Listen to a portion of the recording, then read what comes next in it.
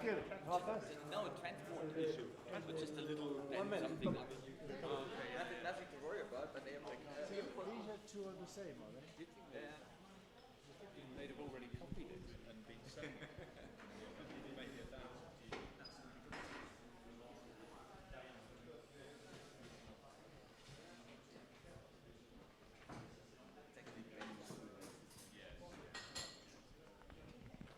One, two. Test. Test. Is this online as well? Yes. On your website?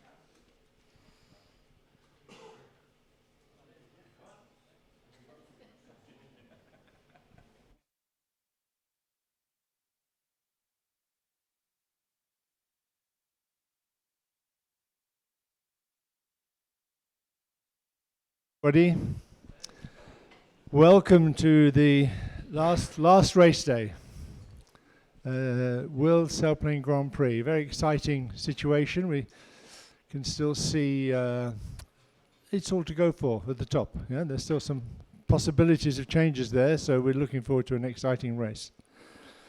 There's not much to information this morning.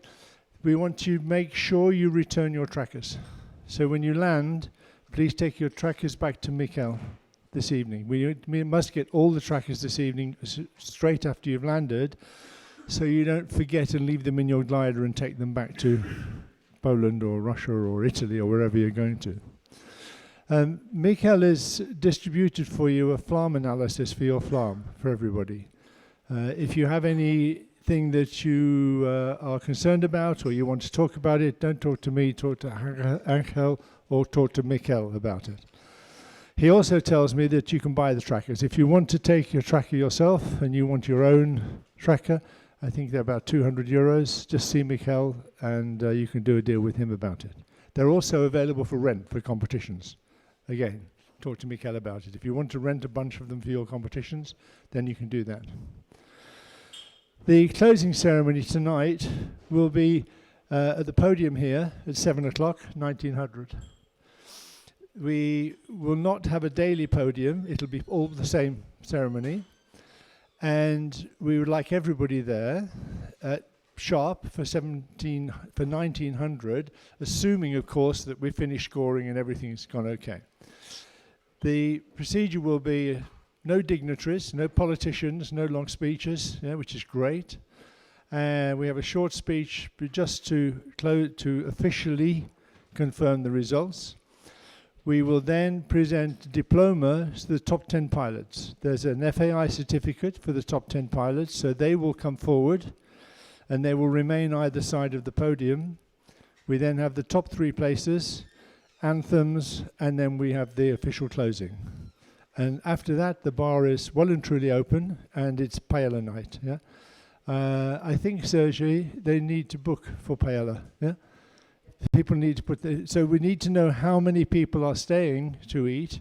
So you need to tell the ladies here, or you need to do it on the WhatsApp for tonight. I want to confirm the scoring for the last day. Last day, Sailplane Grand Prix, you get an extra bonus point for the winner. Yeah, just to put the pressure on everybody. And so if there are 9 finishers, the winner will receive 11 points, not 10, and the second place gets 8 points. Yeah? So everybody here is capable of winning today. So you can really pull yourself back up in positions if you do that. Yeah? So the weather. Yesterday worked out pretty good. The wind eventually started to drop and the clouds started to lift up, and we had a good race in the end. We have now the big depressions moved off to the northeast into the North Sea, and we have a high pressure building over France, and we've gone from cloudy and windy to sort of anticyclonic and blue and not so windy. We still have a reasonable southwesterly wind. It's 10 knots. Mostly at the flying altitudes, and it's a perfect direction for flying in La Cerdanya Valley. It's a southwesterly wind, and it looks like remaining that way for most of the day. We should keep a southwesterly flow virtually all day.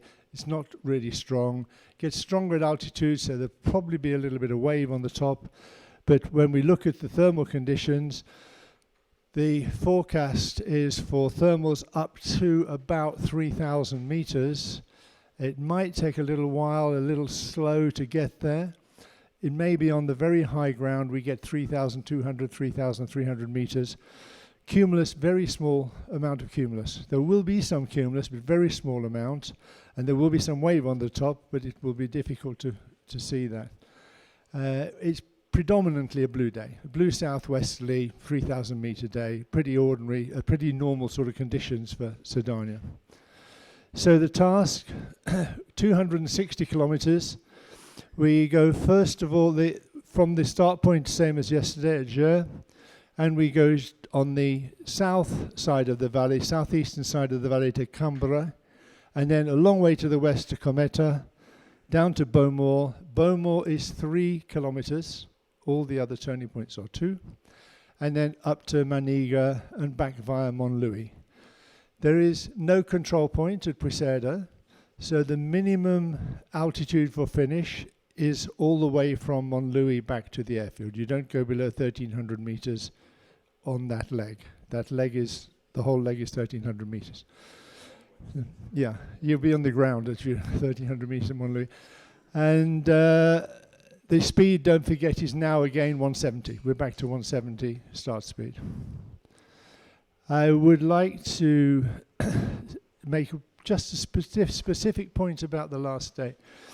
For some of you, the last day is a really determined day. You're near the top, you must fly well, you must fly fast, you must win, and you really will be pushing and trying to get a good result. And for some of you, it'll be a joyride, yeah, because you're down the bottom, you don't have to worry too much. But it doesn't matter which end of that spectrum you are, you have to stay focused. You have to focus, you have to concentrate. Today is not the day when you can just sit back and not care. Yeah. You have to stay focused, you have to think about it. There's a bigger risk on the last day than any other day. You've flown all week, some of you might be a little tired, some of you might be taking things for granted. Don't. Yeah? Today is just as important as the first day and every other day. It's also important to remember that respect. We know no unsportsmanlike behavior. Yeah? So you may be right next to somebody else in the classification, but it doesn't mean to say that you should take any intimidation in the flight. You must remember, we see everything you do. We see everything you do. So if we see that somebody is particularly trying to intimidate somebody else, then of course we would consider that to be unsportsmanlike behavior on the last day. And that would apply to people from the same team or from the same group, yeah? So just be careful of that. So fly with respect, fly with focus, have a good time. We're going to fly, we're going to start launching at 1,300, so we'll see you on the runway then, guys. And then we'll see you tonight, and we'll see everybody here tonight, yeah? Thanks.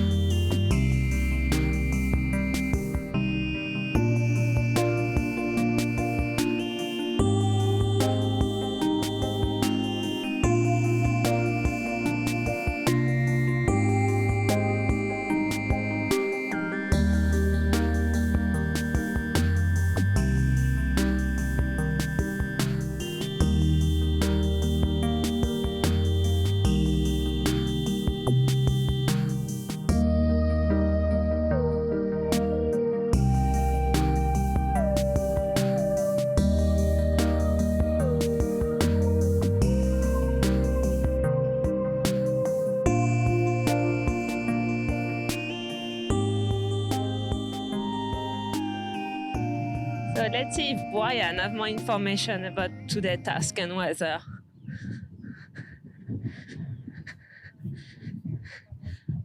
Hi, Brian. Hello, Claire.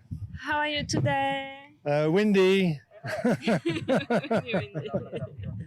Yeah. Could you tell us a bit about the task? Yeah, we expected to have a task of about 250 kilometers, but the wind is much stronger than we would be able to fly such a task.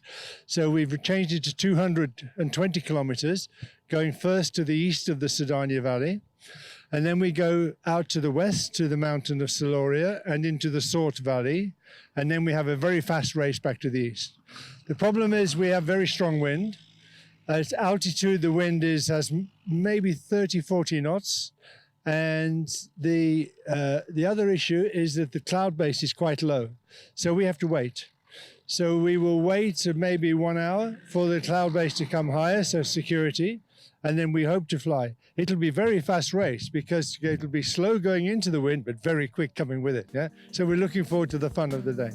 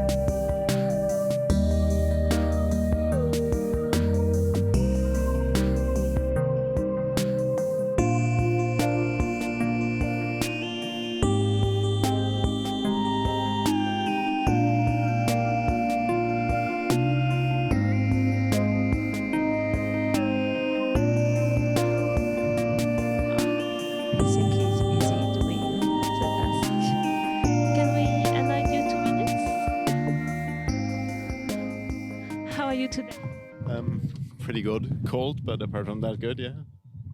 What do you think the wind? Do you have a specific strategy? Well, I'm mainly hoping that it'll decrease during the day. It's just a front passing by, so we expect the wind to become a bit weaker later in the afternoon. I've never flown here with this wind, so we don't really know what to expect. So. Okay, so good luck and see you at the end. The race today was really dominated by the strength of the wind, and running into the start with a tailwind of some 20 knots was quite challenging, and the race becoming very interesting right from the beginning. From the start, John Gatfield decided that he had his own way of flying this task and he would go off and fly on the ridges, whereas everybody else took a climb immediately after the start to get back up to a good altitude from the start altitude of 2,600 meters. And we can see here that most people stayed together except John and Gilles Navas, who ran away on the first leg. The second climb, which was taken by the majority of competitors, was on the end of the Carlite Mountains. And whilst they were climbing up, John and Gilles were still running along on the ridges into the turning point at Montlouis on the eastern end of the Cerdanya Valley. We saw this group stay together quite well for all of the first leg, and only John and Gilles were pushing away. But as they came towards the turning point, already Thilo was pulling away a little bit, but the group was pretty much the same altitude and together, and nobody wanted to break out of the group and move on in front. Except Louis, who decided to go off to the south side, but very quickly realized it wasn't such a great idea, and came back to join the main group on the second leg, heading into wind towards the Siluria Mountains. John kept pushing and pushing, whereas everybody else climbed up to 2,900 meters on the Carlite, and they were taking a good altitude to pass over to Caravassa Mountain. It continued the same for the whole of this leg, with John and Gilles pushing ahead, John always low, always on the ridges, and never really stopping to climb. Whereas everybody else decided to take a much higher strategy, with Thilo and Sebastian very quickly finding each other and staying at more than 2,500 meters to take a much higher route and a much more leisurely and conservative route. That group stayed together all the way to the turning point at Maniga, with an important climb on the Laravasa mountain. And we can see here that Thilo left that climb first to push onto the turning point. At this second turning point was critical to the race. Thilo came into the turning point, and the rest of the group with Sebastian came onto the top of the mountain first, and they stopped to climb. Everybody climbed here except for Thilo, who pushed on out of the turning point. He had a good altitude, and he decided that this was going to be a good strategy to take this leg down to the Lorry Mountain. And Christoph Limper went with Thilo, and they went on down to the south towards the next turning point, where John Gatfield was already on the Lorry Mountain and climbing well. Thilo pushed ahead, 4 or 5 kilometers ahead before they reached the mountain, and he didn't stop in the thermal with John Gatfield. He flew through the thermal on the mountain and went straight into the turning point. Meanwhile, the entire group that had stayed together was still cruising at a much higher altitude and coming in towards the Lorry Mountain. By the time they got there, Thilo was already round. He was round, back into the lift, into wind turning point. He'd come back, and now he was climbing away. And Sebastian passed Thilo 200 meters above him, but still had to go to the turning point. Thilo found a very good climb, one would expect, on the Lorry Mountain, and was climbing well at this point as everybody else in the gaggle passed going in. This was to prove an absolutely critical point, because now we had a 20-knot tailwind, and it was going to be obvious that whoever was highest here was going to be able to run best on the next leg. By the top of the thermal, Thilo had climbed to 2,900 meters, and Sebastian was still at about 2,500. He'd gained 200 meters just with this one very clever tactic.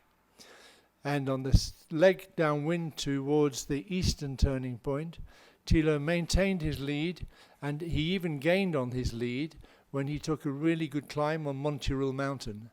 Meanwhile, John Gatfield was still ahead. He'd still pushed low all along the ridges, flying extremely well, and he took a climb to the north side of the Cerdanya Valley up to about 2,800 feet. Thilo took this climb to 3,000 meters. This was the final glide climb. Sebastian, he came in and only climbed to about 2,500 meters by the time Thilo left. It was all game over, really. Thilo was pushing ahead, always 5 or 6 kilometers ahead, and always with some altitude to spare. As they came into the eastern turning point at La Liagon, Thilo passed John Gatfield. It was inevitable because at that altitude he was bound to catch John, and he slowly overhauled him into the turning point. This is a very high turning point, and they are only just enough altitude for the final glide. Thilo turned into wind on the second leg, having passed John, and passed Sebastian, still coming to the turning point about 3 kilometers out. As long as Thilo had the altitude, it was pretty much game over, and he looked like being the day winner.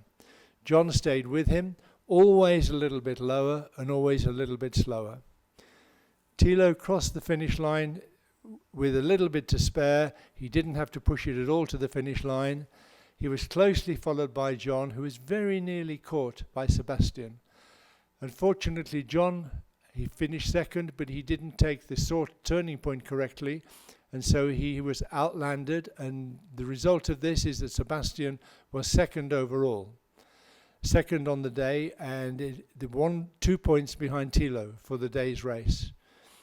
The fight that took place for the third and fourth place was quite interesting.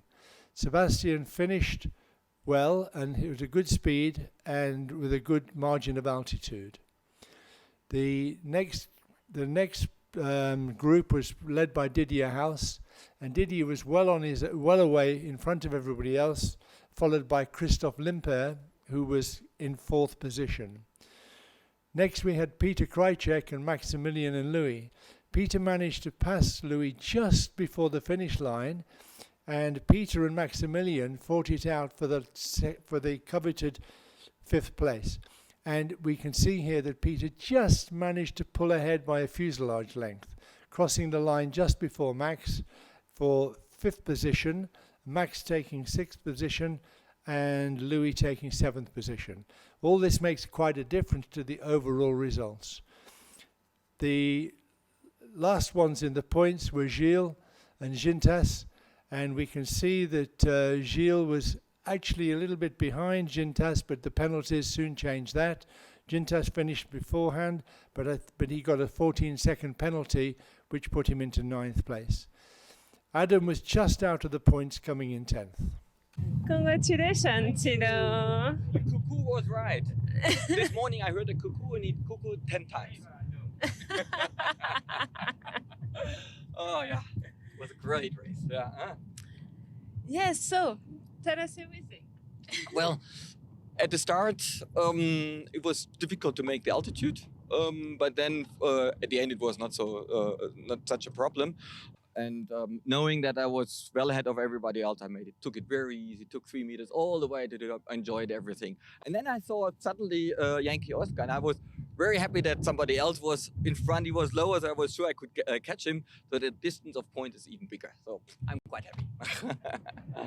It's no good. I missed the turn at Sword by 0.2 of a kilometre. I was 20 kilometres back and I thought, why is the height that I need going up so much? Oh my God, I'm still going to Sword. So a fantastic day. I'm really pleased with how I flew, but I probably won't get any points because... So Sebastian, was a tough race. Yeah, it looked tough, and on the beginning I wasn't lucky to be on the start line on time, but it was probably a good way because the first leg was a little bit difficult, and flying behind gliders you could see what's going on. On the swords, I think it's the turn point the furthest to the west, and then he came back quickly downwind and he got good turmoil and he couldn't do anything then.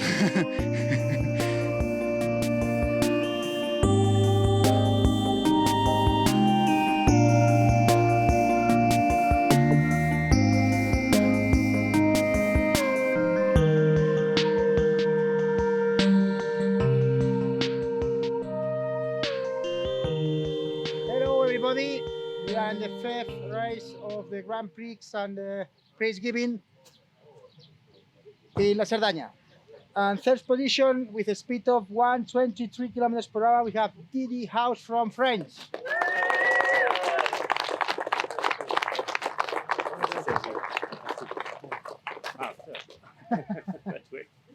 In 2nd position, we have Sebastian Kawa from Poland. Poland, thank you.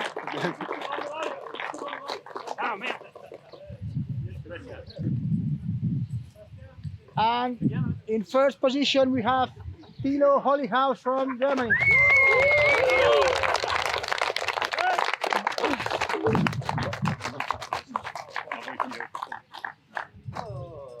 Okay.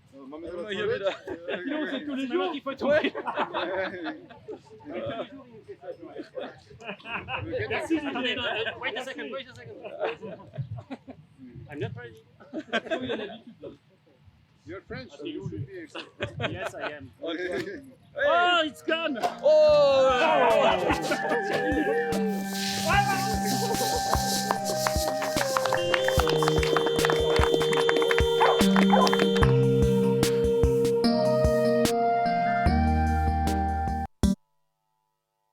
Area where we went to yesterday.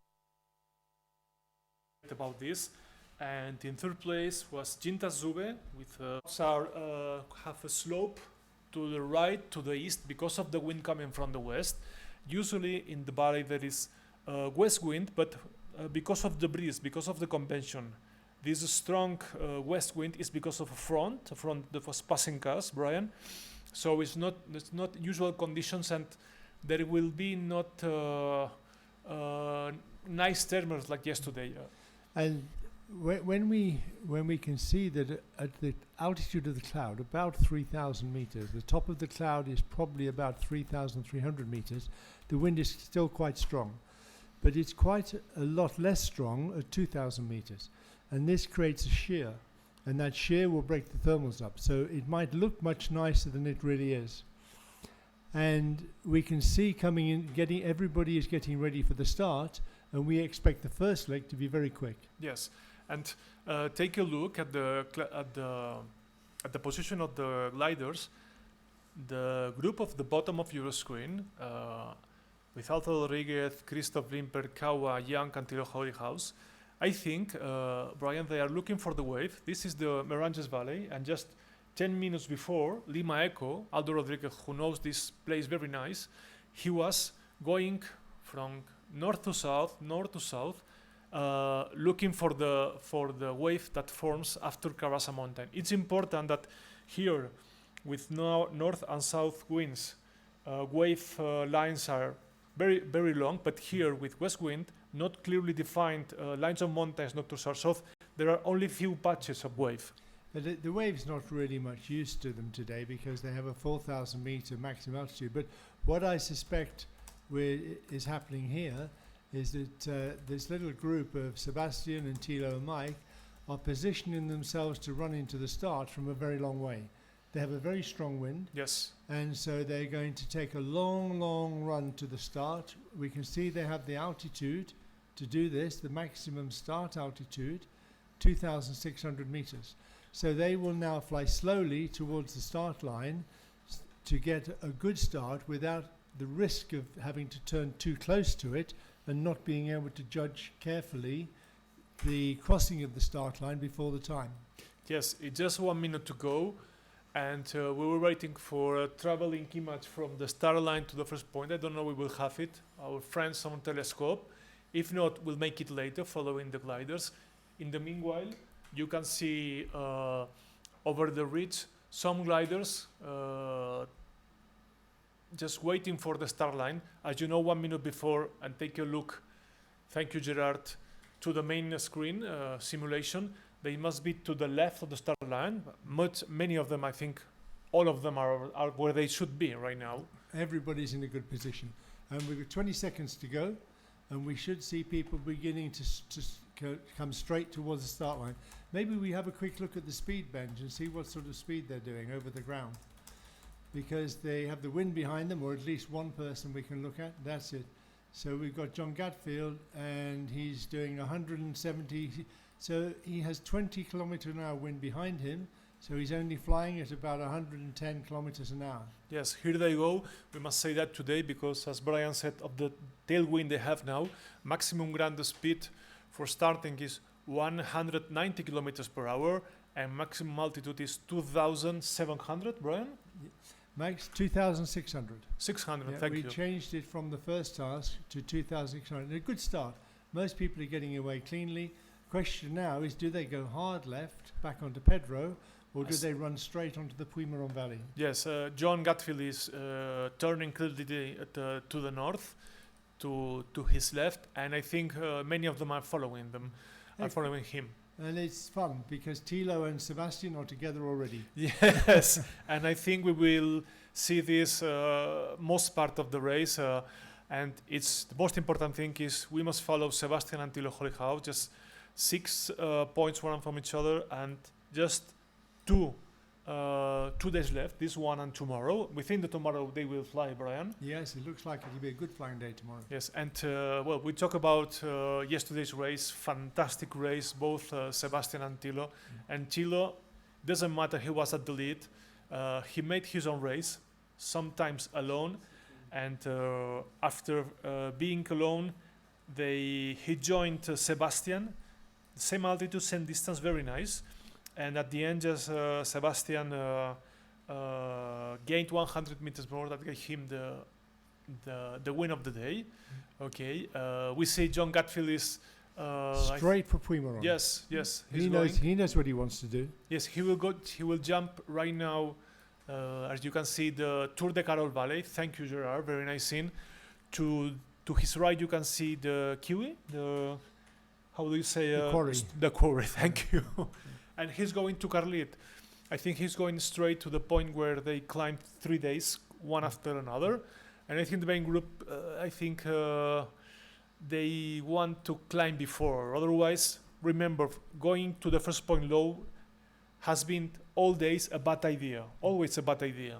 And this majority of people who decide to stop and climb. John's the only one who's going to go straight to the Puigmeron area. And we can see that Sebastian and Thilo, they will join them.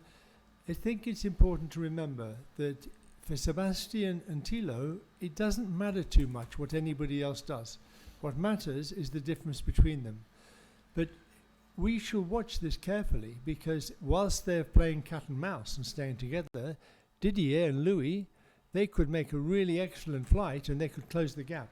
Yes. It's very easy for two pilots to draw themselves into difficulty whilst the others make a much better flight. Yes, you can see embed on the left part of your top screen the starting thermal.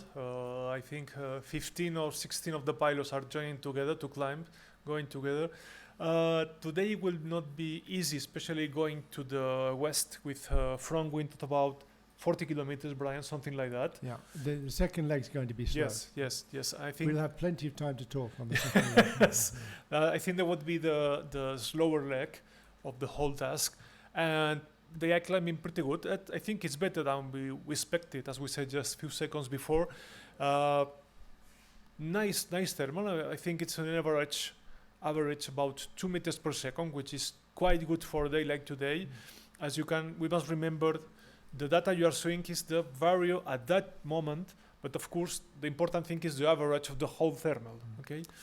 And I wonder what John's thinking now, arriving on his own on the mountain and looking in his Flam rear view mirror and saying, where is everybody?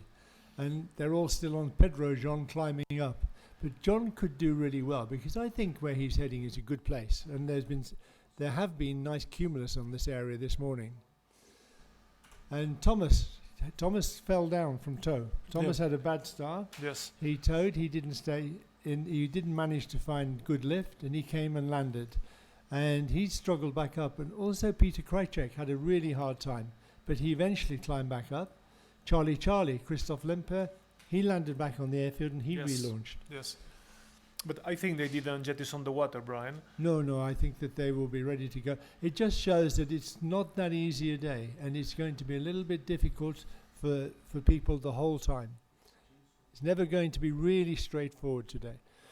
One of the really difficult parts of this flight is the second leg, when some of the mountain ranges and some of the ridges are not aligned across the wind, and they won't work very well. Yes. And they will have to find thermals to cross these ridges. Yes, we can see now, thank you, Benjamin, comparison between one of the pilots that went straight ahead, which is John Gatfield. He's just 12 kilometers from first endpoint, which is Aero Club Montlouis. And another pilot of the main thermal, which is Aldo Rodriguez. He's 600 meters higher, with a difference of about 10 kilometers. But remember, the experience tells us that the pilots who try to arrive low to the point situated most to the east, then they had problems. They struggled to go up again. And there's a golden rule. If you have a turning point which is on the downwind end of the task, so that when you have made the turning point you fly into wind, then you should be as high as you possibly can. It looks like John, if he does not find a climb in the next few kilometers, is going to turn, come back into wind, and then have to climb. Yes. And of course he'll drift back and he'll lose a lot of time. So will they go to Carlite or will they run the ridge? Is the group that's leaving going to go more to the north along the Carlite mountain, or will they go straight along the top of the ridges towards Von Romeu? Yes, now we can see John Gatfield. I think he's gaining high little by little. We must say that John was in the finals in Grand Prix in 2018. He has more than 4,500 hours of lighting flight. And he's been here last Grand Prix in Cerdanya. Well, John had a kidney cancer. We are so happy he's nice, and he's a pretty person, always nice to talk to him, and we enjoy staying with him. So Brian, let me say one thing. John, yes, Gary, go. Yeah. He's got a great positive attitude, John, and he won't worry at all a bit about being on his own and the other people coming in above him. He'll catch back up again. And it looks like Louis managed to do the best in that thermal. Yes. Louis will be really out to do something today because he's been there close each day, but he's not really been in the top couple of pilots, but he's capable. He's lying third, I think, in the competition overall. So he's got a chance. And Louis is hoping that Sebastian and Thilo stick together and make a mistake together. Yes. And that will give him an opportunity. Yes. And of course, that we will follow the leading of today's race, but also will follow the leading pilots of the overall results. And by the way, we are talking the second pilot who went along, which is Navas, is being joined by Thomas Gorsner and other pilots. We must say that this Navas is flying a GA's MD3, has more than, attention, 12,100 hours. Crazy, but the thing is he's most used to fly free flight, as mountain pilot, and as we said yesterday, he trained with his ESG29, but now he's flying GA's MD3.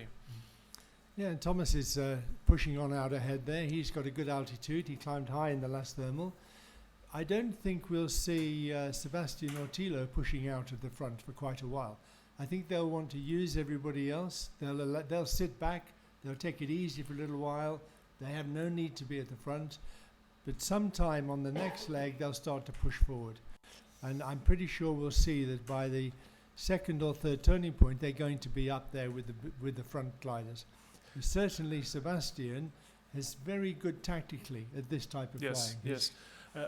Well, we can see now they are, except John Gatfield, all following the reach over Khalid. It's an image you had just a few seconds before embed in your screen. Yes, you can see clearly the Fon Romeo solar factory, and they are passing all under that clouds. Not really well formed, Brian. No, we can see in the distance where the part of the front is still disappearing, but the clouds are there. They're marking. They should give them a good run. What's most important is that they are high under those clouds when they go into wind. So I would expect them to stop and climb somewhere before the turning point. Yes. Meanwhile, we could see John Gatfield, Yankee Oscar. He is about 2,000 meters, 2,100 meters. I think he's climbing. He's trying to do that, but I think the main group will catch him and maybe pass him. We will see. He's climbing a little bit. Yeah, he needs more south wind in the valley. The wind in the valley does not have any southerly component in it, and the ridges that run along the north side of the valley just won't work that well. And I think he'll find it's very difficult now. I think he'll find it's difficult to find a climb. Yes. He's going to come back under those clouds, but he's going to be at an altitude which makes it difficult to climb up. Yes, and take a look at your left screen, the embed image of our telescope friends. You can see clearly why they have stopped, because from there to the point, to the east, to the right part of your screen, there are no clouds. The clouds you're seeing are more to the north, not in the task zone, and they stopped there to climb because they know from there it's usual to have not thermals or weaker thermals. Okay, I think they are doing what they are subjected to do. Yeah, and there's a bunch of guys here have decided to try and get the altitude while they can. They're high enough to keep going. They're high enough to turn at 2,400, something of that sort, maybe, and that brings them back up onto the beginning of the plateau at Khalid, or certainly back to the solar panel. And where they're climbing now, there's a good place, and those guys who've pushed on should be able to get back to that point and still be high. If John comes straight back, he's only going to be at about 1,900 meters. Yes. Most of the group, although they are separating, about 10 pilots left the thermal and went straight to the point. Meanwhile, other four choose to keep on climbing. Okay, we must say that this first leg is only 25 kilometers, but it's very important. It's very important because, as we saw before, arriving to the point there are no clouds. and when they touch the waypoint and try to come back to the mountains, they have a front wind about 40 kilometers, so it's very important to arrive high, otherwise they're struggling. And as Brian said, with this wind, the thermals will be broken and there will be a lot of turbulence close to the mountains, Brian. Well, yeah, John seems to be making it work. He turned at 1900, he's now 2000, and he seems to be making it work. So if he can just make it work all the way back, he'll actually do very well out of this, because he hasn't taken the time to climb. If he can find a route with some ridge lift back past the Font Solar, and then get a climb, he'll have done okay.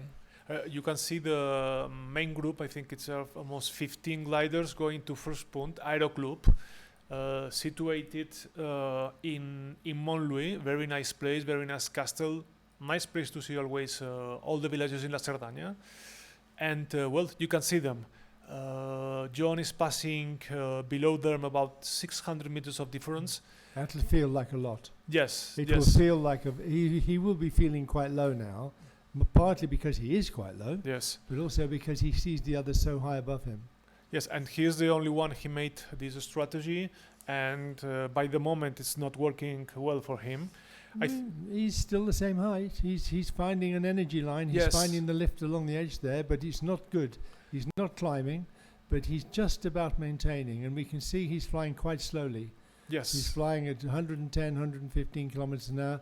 So, well, let's hope he gets a good climb. He's coming into the area now where he should find a good climb. Yes, he's arriving to La Tour de Carol Valley, where it is that quarry. I think I will learn the word one day, Brian. The quarry. Quarry, yeah, thank you.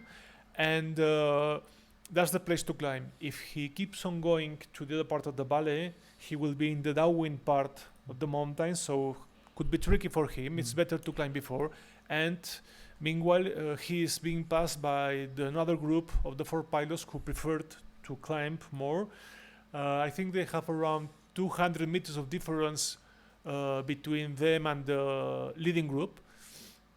Yeah, but Louis a good guy. He will have worked out something. Yes. He'll have worked out that altitude is going to be very important. And he made a deliberate effort to get as high as possible in that last climb and not to go with the others. And it could be he's playing a very strategic game here, and he wants to watch what happens and not be part of what happens. And that will give him more opportunity to find the better way. Yes. We can see the current leader, Tilo Holyhouse, is going to touch the waypoint. And some meters after him is Sebastian Kawa. There's a difference of about, I think, 80 meters of difference, 50 meters, so they are pretty close. But we must remember, yesterday they were close together, and in just 2 minutes, Sebastian Kawa got a difference of 100 meters that made him gain the day. Very important. Yeah, it's quite a crowd now, all turning together. They're going to run back along the ridge the way that John went. When we looked at the picture of the weather, we could see very little cumulus down there. I would think they have to run all the way back past the Font Solar, where the ground comes very much higher and turns a little bit more westerly orientated, and there they should find their good climb. Yes, not as yesterday. We don't feel there are many clouds in the middle of the valley. Normal thing could be going to the north, going to Carlit, where we left the main group, to the clouds that are closer. That's the way to climb. If they get embarrassed to get lower, they will have all the turbulence, broken thermals coming from the mountain. So it's better, I think, to climb and to get enough altitude to go over the ridge. Huh? Yeah, they found a climb, but they turned before they found the climb. Yes, I think is that, Gerard, we could see that the image, that's the point, Montlouis, and you can see I think they are under that cloud. Not very nice, but I think that's working for them. Yeah, well, if they get a decent, certainly Tilo seems to be climbing okay, so that will be quite useful for them to run back. But they were running back way above the energy line if there's any ridging. So if there's any good lift on the energy, on the ridge line, they won't benefit from it at this altitude. But John's still pushing on. And maybe it'll be interesting to see where they catch him, because they certainly will. But if he can get back into the end by the Puimaron Valley, you never know. He might just get a really good climb there. Yes, and here it arrives the second group of 4 pilots. I think they're arriving to the same altitude. I think they will join together in the same thermal. Although Tito and Gosner and Thomas are leaving, following Lucas. Lucas, I think, is performing so well, and well, we will see where they go. By the moment, I don't know where we're going. They are going by the way, but they must climb. Yeah, that's the thing. They will run along. They're quite high now. They're high enough to run back, but eventually they need to climb back up to 2728 to cross over the next mountains. But I don't think they'll bother climbing until they get to Carlito, or certainly until the Puimaron Valley now. But I think with 2,600, half Louis and Lucas and Thomas, they could go. They could go to Carlit, and now we will draw what will be the route. Okay, they passed the point. The route should be this one. Even though, if you want to make a more greater deviation, this is where you start the Carlit. That John got that line of energy that got quite well, and from here they go as John is going to the main Pyrenees. Okay, we will see if someone takes the northern route. We are surprised that a couple of pilots like Didier are taking that northern route. That usually we don't take it, the local pilots, but with these gliders with much performance at ours of local club, they can do it more easy than that our. It seems that Louis' strategy of climbing high in the last thermals worked. He's coming into the top of this thermal, and he's highest. 2,900 meters here. He's going to be very, very comfortable. John's climbed. John's not done too badly. He seems to be pushing on okay. He's not climbed very much, but he's still at a workable altitude, and he's in a very good place now to find a good climb on the corner there, on the corner near to Puimaron Valley. Yes. So Brian, did the 4 leading pilots come back, or the main group just joined them? I haven't seen them.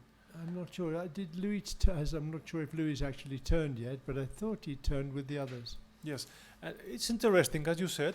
John keeps on going, not very fast, but he was not sinking. Yeah. I think he made about 20 kilometers without losing altitude. It's very nice. Maybe he expects to arrive to a place with more energy, with some thermals. We could see how John is performing. I think he's passing Tour de Carol Valley. And meanwhile, Gilles Navas is in the middle between him and the main group. He's just about 9 kilometers one from each other. Gilles Navas is following the ridges of Carlit. It looks like John's going to try and come all the way back to Morangues without having circled. Yes, he is. He's crossing Puimaron Valley. This is a very brave flight, because he's going to arrive only just above the plantation. Ooh, and he'll need to find a good climb straight away, because he cannot go on from there. He has to climb there. Yes, the thing is, with the altitude he has, 2,000 meters, I don't think he could go straight, as you can say, but he will have to deviate to his left. In the middle, in front of him, you can see a small plan. There are the ridges, a plan. So that. Thank you, Benjamin. That place is a plateau. Yes, a plateau. Area, yeah. And there have been a couple of accidents many years ago of people with not very powerful gliders who got low and couldn't go out of this plane. Huh? He's going to go round. Well, he has to go round unless he's got a burrowing machine in the front. He's got to go round, but we know that usually on the western end it's very good. Yes. He just needs to be there high enough to use it. Yes, you can see that gray zone, which is Niula.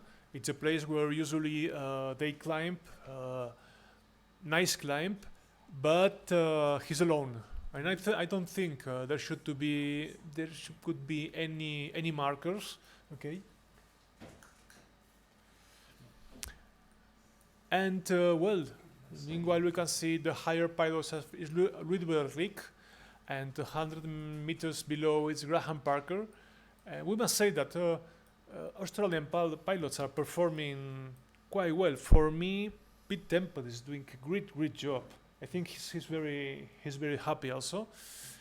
And we can see the main group they are going all together except Eugenie, who stopped a little bit to the left, and they are following Carlit Mountains. Yeah, and it's a fairly comfortable group sticking together here. It's quite a gaggle that's formed, and they will pretty much stay together. I suspect now that we've got Sebastian and Thilo coming to the front, and people are going to get a bit of a free ride here. They're going to say, well, why should I do the work now? Let's let these really hot shots do it, and let's sit on the back of them. And it will become and it will stay like that probably all the way to the Andorra Valley. Yes, I think the good thing is they are flying together. They will see where are the best lines, because they will be taking care one of each other. I have the same. I wonder what Louis seen. Yes. Louis decided to go off to one side. Maybe he's seen something the others haven't seen. Yes. He's not, doesn't appear to be cruising in wave or anything like that, but he's definitely chosen a route more to the side. But no, it didn't work for him, so he's coming back now. One of the things that you really notice when you're watching the racing at this level is how much you lose by making one small mistake like that. You move off to the side, and very quickly you've dropped 5 or 6 places. Yes. Now Louis left the place where he went, his thermal. He's going to join the main group, but I think he gained 100, 200 meters. Maybe that's the sailing, 2,800 meters. Yeah. He's not brought him. John's found that he's arrived back at the plantation, and as Thomas Gosner found and Christoph found, when they came off tow, they didn't climb, because the thermal isn't always there. It's mostly there, but not always. Well, he's hooked it. He's in exactly the right spot now. Yes. Just on the corner.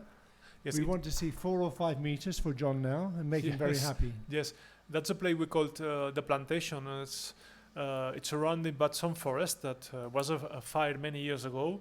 There was a plantation here, and in the middle there is a straight line of rocks and not grass. So there is a big difference, a big gradient. That's why the thermals rise from there. No, he hasn't really hooked it there. He's decided to go north up the slope to see what he can find. There's a little flat area at the north end of this valley with a refuge and a lake. And if the wind has a little bit of south, it scoops along the valley and comes up somewhere towards the end. But he's doing okay. He's actually climbing. What he really needs now is to climb very well to make his strategy work for him. Yes. To the right of your screen, you can see the plateau that Brian told some seconds before. Was not a good idea to fly over there with just 100 meters over ground. And you can see the road that goes from the little village of Meranges, you can see in the middle of your screen, to some lakes with some refugees that are, some hostels that are in the upper part of the mountains, very nice. And we can see live how the weather looks like, how the sky looks like in the place where most of the pilots stop to thermal. I think they are all climbing. You can see broken clouds, not well-defined clouds. And seeing John climbing well, it makes us all very happy, because it's nice to see somebody's strategy working well. I'm going to leave you for a few minutes, and Sergi will talk you through all the way to the Andorra Valley, and maybe on to Maniga. Welcome, Sergi, for the afternoon. Yes, as you must know, Sergi is chief manager of La Cerdanya airfield. He knows all the place, he knows all the tricks and the local spots. And meanwhile, we could see John Gaffett, I think, is climbing. And we can see the data video house, one of the pilots of the group. And meanwhile, you can see the comparison of the altitude. I think John Gatfield is doing quite well. Remember, he was very low. It was between 1,900 to 2,100 meters, but now he was climbing so well. And maybe when the group arrives, he will be higher, so well done for John. Hello, Sergio, what can you tell us about today? Hello, everybody. Well, it's a windy day, and It's starts to be drier and drier. Blue sky in some parts of the competition task area, and I think it's good, or it's will be good thing to be higher. When we have west wind, the normal from the Maranjas just Andorra, we found a lot big sinks. That means that the pilots that take some risk for to go directly, be careful because the sinks will be heavy. And well, we can see John Garfield that it's now in Maranchar, that it's climbing well. It's a good, it's brave pilot. And Alpha rate is arriving quite low, 12174. And the main group is in the area of the plateau of south of Carlit before the Tour de Carol. That it's in the small holes of the mountain, we can find quite good thermals. And then during the day, this morning at 7 o'clock in the morning, we have in altitude 50 knots, 50 kilometers per hour of the wind from the west. Now the last check, it's 20 kilometers per hour. That means that the wind is going down. The front is over now, and we will see. Yes, yes. We can see John keeps on climbing. He's one of the highest pilots now, but the thing is about 8-10 kilometers in front of the group, Sergi. Just Navas is trying to join him, but I think he's lower. He's only, well, I don't know, 2,100 meters. Thank you, Benjamin. And I think John now has the lead in altitude, both in altitude and distance.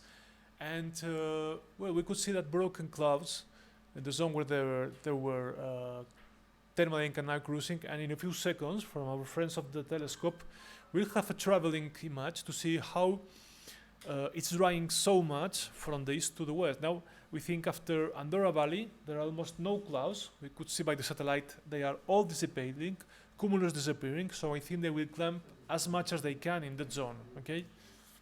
Well, we can see Pit Timple that it's in the north. Sometimes we have, but we have west wind.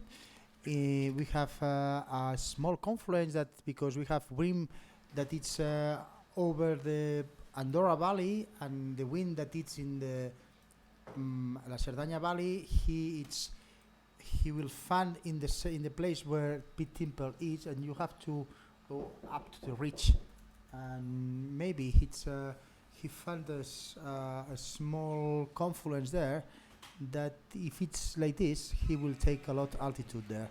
We can see small clouds. Yes. It's like rotors we can see in the pictures now. Okay. Of the telescope. And now the main group is going to trying to arrive to Mirandes, and now from our friends from the telescope, we'll see how the weather looks like, how it changes, and it's drying from east to west in just a couple of seconds. We see the Carlit, that's where they passed, and from there is, remember, the Tour de Carol Valley, and we'll see how the clouds are not really formed, less clouds, and you will see where La Rabasa, the place where they should stop to climb, it's almost dry, okay? Meanwhile, we can see Chilo is climbing, is in Puigpedrós. They are going together. Gilles Navas is trying to go up. And, well, John is at the lead. John is keeping on his own route. John's really making something of it, isn't he? He's doing really well here. I've been outside for a few moments, and yes. I'm so happy for him. Okay, I think John is following the same route that May Young made a couple of days before alone. Yeah, I think so. And he knows this. He knows this area quite well, so he'll know the route to take.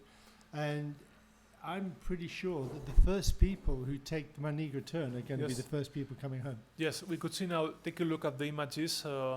This is just we passed the north of the airfield. Now we are a little bit to the west, and you can see few clouds, no clouds, maybe some rotors of wave from west, but clearly not defined, dissipating. So I think they will try to climb in the last clouds. Very nice to see. That's in La Rabasa, that's the place where usually remember is the service thermal. There is a cloud, but not really nice. turbulent thermal for sure. Okay. Yeah, when the cumulus is small like that, it can be quite difficult. And John's not that high really. He's okay, but he needs about 2,300 or something to come round the next ridge and onto Monteril. If he falls much below that altitude, he will find it very difficult.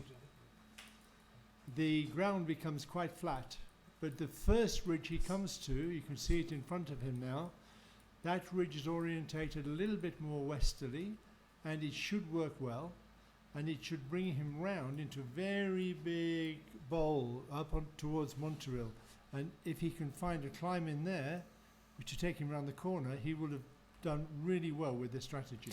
Yes, now we can look. John is going on, is cruising. I think remember this leg is about 65 kilometers long.